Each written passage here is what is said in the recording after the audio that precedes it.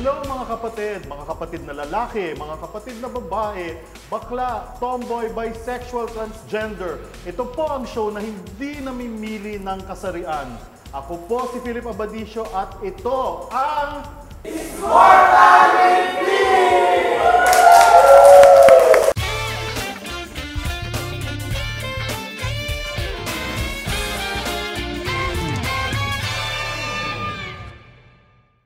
Stick with me for the next 30 minutes. At sangkaterbang kasayahan ang mapapanood ninyo, katulad nito. Pero bago po ang lahat, let me introduce my guest co-host for tonight. Alam niyo po, nakakabilib po itong taong to dahil mas maganda pa siya sa mga natural-born women. Tapos nabigyan pa po niya tayo ng karangalan bilang mga Pilipino nang nanalo siya sa Pattaya, Thailand ng Miss International Queen 2012. Narito na po siya, Miss Kevin Balot!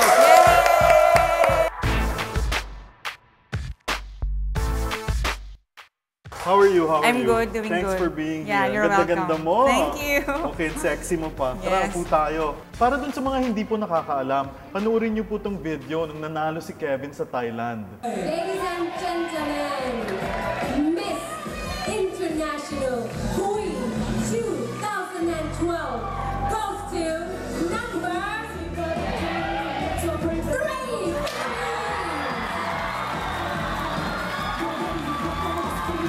So, number 10 from Brazil will be your Queen 2012, Kevin Balot from the Philippines. Grabe, Kevin, ang galing-galing mo. Hey. Bukod sa maganda ka na, sexy ka pa. Thank you. Oh, anong bago sa'yo? After I won, I had my SRS. O sige, mamaya yan natin pag-uusapan ng in detail sa ating Yeah. kwentuhang kumot. What do we have for our viewers? Okay, for tonight, we have Don Mertos. Isa po siyang restaurant sa Cebu na ang specialty nila ay Spanish food. And do you know that it was the old house, parang ancestral house, ng isa sa pinakamayamang at tanyag na pamilya sa Cebu na ginawa nilang parang small hotel, tapos may restaurant. Papakita natin si Lynn Sherman, yung theater actress, Okay. and her involvement sa Zen Institute. Isa yan, aesthetic center kung paano ka hindi lang magpaganda Kundi sa outside, messy. inside rin. Inside, okay. And syempre, dahil nandito ka, ang pinaka-importanting part ng show na to is meron din tayong World Peace. World peace.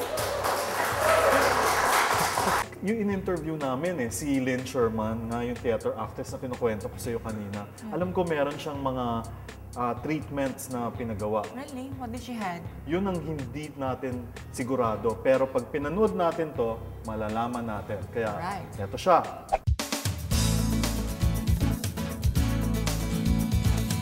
I met Doctora a few years ago through a friend, a mutual friend, Vicky Marquez. And since then I got introduced to the different beauty regimens that I hold dear now. I try my best to look decent, presentable, pretty, okay. And it helps that I'm able to do like Resonax and Resilift with Doctor. Yeah, it is quite important to look good, I think. Not to look much younger, but just to look as good as you can for your age. It shows that you respect other people when you try to look as good as you can.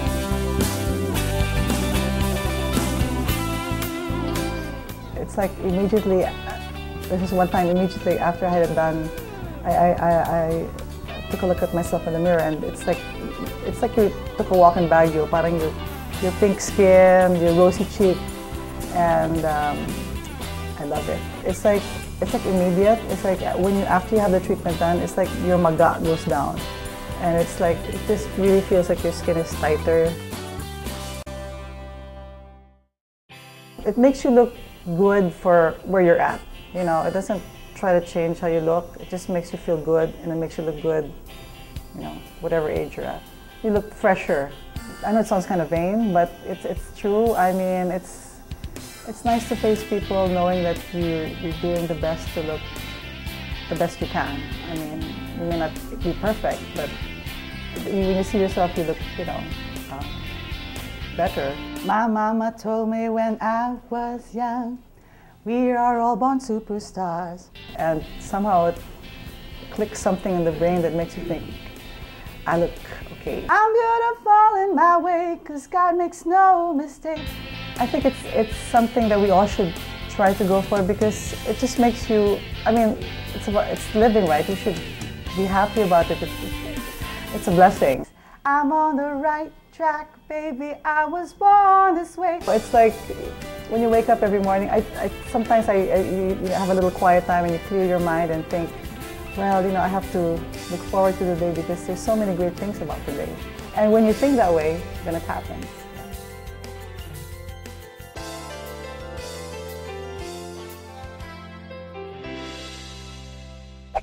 Ang bongga, di ba? Yeah, it's so nice. Napakasimple, di ba? Parang hihiga ka lang, tapos silang bahala gumawa ng kung ano-ano sa'yo. Magic, gaganda ka na. After nun, parang magic. Maganda ka na, pumayat ka ng di ba, konti, pero sarap, galing. Okay, naririnig mo yon? That means, mamimigay na naman tayo ng mga premyo. Oh, yay. Okay? Ang namin kasi dito sa It's More Fun with Philip, kailangan mamigay sa mga viewers. Okay. Kung ano yung pinapakita natin na susubukan natin, kailangan masubukan din nila. Oh, that's nice. So ngayon mamimigay tayo ng Zen Institute gift certificates. Okay. Ito po ang sasagutin ninyong tanong. Kung mabibigyan kayo ng pagkakataon para magpa-fresh at magpa-sexy ngayong summer, kanino po kayo magpapa-cute at bakit? Di ba? Magpapakute lang naman kayo. Ang dali-dali ng question. At ito Ayan. po ang hashtag. It's More Fun with Philip in Zen. Ganun po. Ayan po yung Facebook. Ayan po yung Twitter. So, sali na po kayo. Go! So, Philip, lagi ka ba talaga nagpapamigay ng mga prizes sa Oo iyong show? naman. Wow, you're Yan so ang gusto natin. nice. Gusto natin everybody happy. Happy. Kasi kung tayo lang dito, di ba? Exact. Makakatikim, Yeah, dapat sila din, makakasubok, mga dapat sila viewers. rin. Okay. Yun sila talaga para sa kanila tong show. Yes. Di ba? Kaya tutok lang po kayo dito. Marami pa po kaming ipapamigay na premyo. Don't change your channel, just change your bad habits. Dito lang yan sa... It's More Fun with Philip. Welcome back to It's More Fun with Philip. Kasama ko pa rin po si Kevin. Hi, Kevin. Hi. You know what? We went to Cebu and meron kami naging mga friends doon. Kumain kami sa isang restaurant, ang pangalan Don Mertos. Ang saya-saya doon. And we made new friends. Game na game talaga sila. What do you mean by game? Ay, ito na, games. Sana nakasali ka. Ah, Panurin mo to, I want. panurin mo.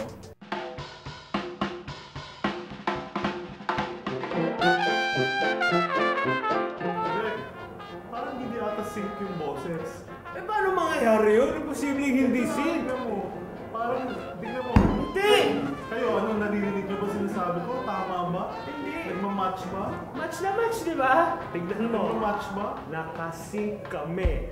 Oo. Nagka-match ba? Parang hindi. Hindi pwede yun! Ito ang kawatin. Sakto na! Gutom na senior ko!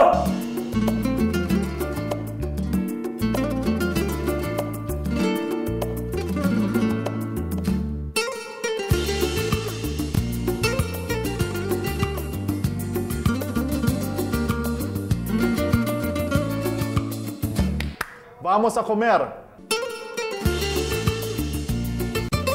Ang gambas po ay mga hipon na linuto sa olive oil at syempre sa madaming bawang na linagyan ng pampaanghang. Kaya po siya mapula-pula kasi meron siyang konting anato.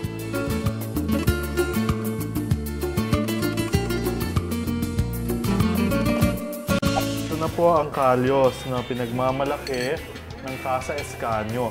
Ang kalyos po, mga laman loob, mga parte ng ox, ng baka, na hindi yung ginagamit sa steak, hindi yung ginagamit na buo. Pag pumunta po kayo sa Spain, ang kalyos kinakain nila as tapas. Pero sa atin sa Pilipinas, gusto natin siya as ulam. Ngayon, dito, pinagmamalaki nila ang kanilang kalyos. Bakit kaya?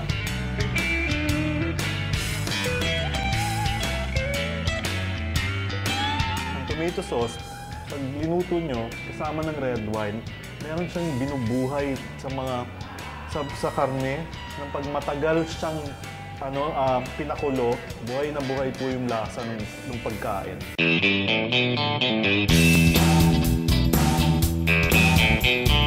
This is what they call oven brick chicken. Actually, nasa loob ng oven, tapos yung manok, pinapatungan nila ng brick para pampabigat. At in Spanish, ang tawag doon, a la plancha. Surely, nuluto nila to sa olive oil or minarinate nila in olive oil and then garlic, which is usually what the Spanish would do.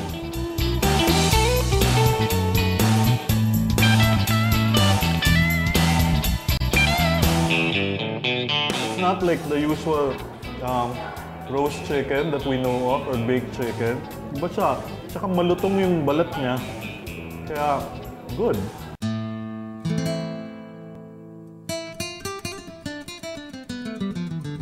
Ito na po ang lengua sevillana.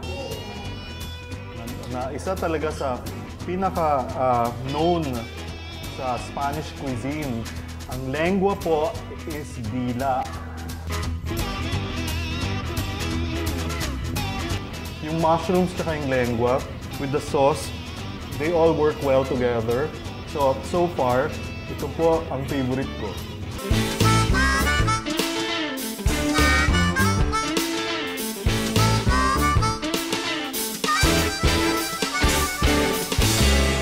Yan po, ang huling nakita nyo, ang lengua sevillana. Kailangan nyo po yan matikman dito sa Casa Escanio. Maraming salamat po sa aming mga naging kaibigan dito sa Casa Escanio. Muchas gracias e adios, mi amigos. Taray, bonggang-bongga naman yan, Philip. Grabe, bet na bet yung mga ganyang eksena. Tsaka yung kinain nyo, yung lengua. Sabi ko sa'yo, ang sarap eh. Ang sarap ba talaga yan? Tsaka kumakain ka ba talaga ng Ang sarap dila? kaya ng dila, ng lengua. At pwede rin po kayong manalo. Nandyan lang kayo sa bahay nyo, pwede rin nyo matikman yung Don Mertos na yan. Okay? Ganito lang po kasimple para makasali sa contest na to. Ito po ang tanong. Kailangan nyo lang sagutin to. At ang tanong ay, sa inyong pamilya, ano ang pinaka-specialty dish na niluto ng jowa mo? Jowa talaga? Jowa talaga. Okay, ito po ang hashtag. More fun with Philip in Mertos. Ayan po ang correct spelling sa screen nyo. Nandyan din po ang Facebook at ang Twitter namin. O ito, tawag tayo ng mga tao, pahabaan ng dila contest. Sige. Okay, ito na po ang ating mga contestants sa pahabaan ng dila. At tawag po natin dito in English, longest lengua. Contestant number 1. Hello. Labas mo pa. Number 2.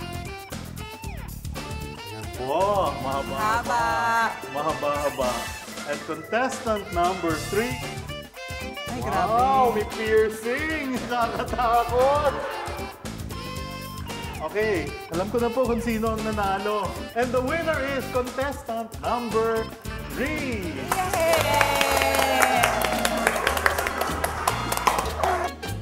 Mamimigay pa rin po kami maya-maya ng iba pang mga GC at papremyo. Dito lang po yan sa... It's more fun with Philip! It's more fun with Philip!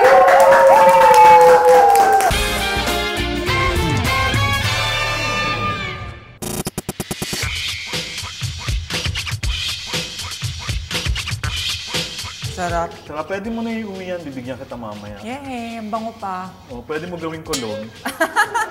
I love Eh, asal. tapos kasi, ang dami niyan antioxidant na hindi lang pampaganda ng skin, nakaka-prevent ito ng cancer at heart disease. Ah, talaga? So, pwede rin palang inimin ito ng mga broken-hearted? Pwede. Talaga? Pero hindi ibig sabihin na masosolve ang kanilang mga love problem. Ayan, naririnig mo na naman, Kevin. Yan, ibig sabihin mamimigay na naman po kami ng premyo sa inyo. Prizes. Acai berry naman ang ating Okay. ipamimigay ngayon. Okay, sagutin nyo lang po ang question na to. Anong klaseng berry po ang matagpuan sa acai berry? Hindi po ito strawberry at blueberry. At hindi rin blackberry, ha? Hindi naman pwede lagay yung cellphone sa inyo. Oh, yan, napakadali na ho. Ando na ho sa title ang sagot, ha? Okay, hashtag, More Fun with Philip in Asay. Andyan po ang Facebook at ang Twitter na naman. Alam nyo na po ang gagawin. Go na po tayo dyan. At meron na po kayo tuwing umaga. First thing in the morning yan iniinom, ha? Acai berry. Ngayon na nakainom na kami ng acai berry, malakas na po ang loob namin magtanungan. At pinalakas ko po ang loob para malaman po natin ang kanyang mga sikretong pangkatawan, pang love life, pangkabuhayan. Malalaman po natin lahat yan sa Kwentuhang Kumot. Kaya, ilabas ang sofa! Ilabas ang kumot!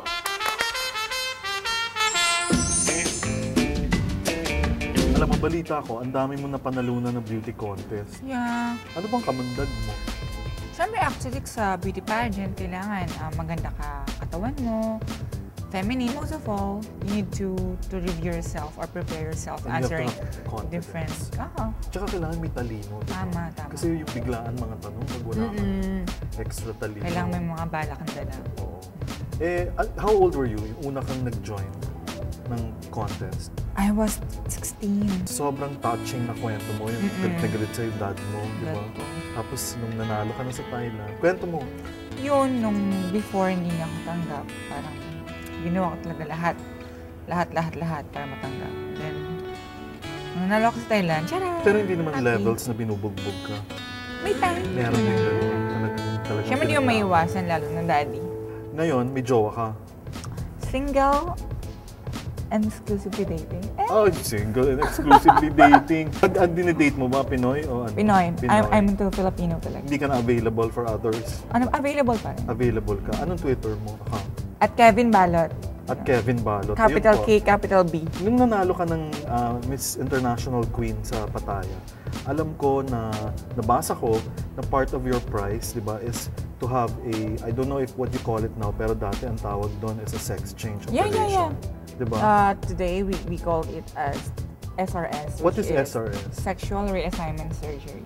Okay. Kwento mo naman sa amin yung procedure. Paano? How many days? What is the preparation? Actually, talagang sobrang hirap. Andun yung mag-isip ka ng pwede mo mag-back out kasi na major surgery to eh. Meron ba silang counseling Meron na sila. ginagawa? Actually, new law sa Thailand yun. Kasi before, kapag gusto mong pa-SRS, kung may pera ka, go for it. Ngayon, kailangan mong mag-attend ng dalawang psychologist. The night before, anong preparation? Pagtutulugin ka nila, anesthesia. Oo. Pero bago yun, nag-praying. And then, how long is the operation? 6 hours. Were you in pain when you woke up? Actually, hindi kasi naka-pain reliever ako nun eh. Pero how long do you have to be in bed, hospitalized? I've been bedridden for almost 4 days. 4 Tapos, days. pinatayo ako. And kailangan ko kasi maglakad. Ay, naglakad ako. Nung nawawala yung gamot na pain reliever sa katawan, naramdam mo yung pain. This is kind of personal. Sabi kasi nila dati, pag nagpaganon ka na operation, you're not going to have you're not going to have a climax. Noong una wala, pero in time, napag-aaralan kung anong part. Oo. Parang kailangan makuha yung hit point. Oh. So now, are you happy Super happy. that you Super find this is duper really what happy. you wanted? This is me. So where do you go from here? Well, honestly, I will not ever cross my limitation as transgender. The old me will still be the new me. Yung pinagkaiba lang, nagpa-SRS ako, pero hindi ko kayang pasukin yung mga pambabaeng gawain. Kasi malaking respeto ko sa mga babae. Kevin, nung gay ka pa, actually when you were still gay, 'di ba, pinaglalaban mo yung rights ng LGBT community. Yeah. So ngayon na babae ka na talaga. Paano na 'yon? Advocacy mong 'yon. I will still fight for the LGBT right because LGBT right is also human rights. Tama. And ngayon, nadagdagan lang, tamad rin ako sa mga kailangan kong maging spokesperson regarding the HIV victims. Kailangan aware kasi yung mga Filipinos, yung mga Thai, sa ganun. Hoy, tama na raw Tama sabi na yan, ni Direk. bayan. O ano kayo dyan? Madami ba kayong nalaman tungkol kay Kevin na interesting? Ang galing, no? Alam nyo, sabi ko sa inyo nung umpisa, di ba? Ito ang palabas na walang pinipiling kasarian. Tama. Lahat pantay-pantay. Sabi nga niya, LGBT rights is... Also human rights. There you go. Maraming salamat ulit sa pagsama nyo sa amin dito sa It's More Fun with Philip. Salamat kay Kevin. Thank you, Thank you. Philip. Thank you po. Another 30 minutes is over and we will have more for you next week. Dito lang sa... More fun with Philip!